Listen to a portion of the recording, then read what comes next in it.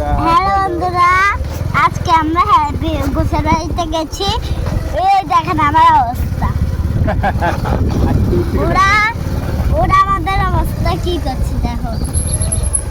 এত মানুষ ছিল, মামার বাড়িও মানুষটা আসছে, মন্দিরেও আসছে, সবাই আসছে। এরপরে আমি দৌড়া সবাইকে এটা বানাই ওইটা বানাই, এইগুলো আমার ময়দা বানাই। আবার যখন হ্যাপি হলে না তখন আবার ময়দা লয়ে যাবো, ময়দা দিয়েছি আজকে ময়দা আনতে পারো নাই? না, ময়দা কর হালকা। ও আচ্ছা, আমরা জানি না তাই না, ওরা ময়দা নিয়ে আসবে এটা আমরা জানি না। আমরা শুধু রং নিয়ে আসছিলাম তাই না?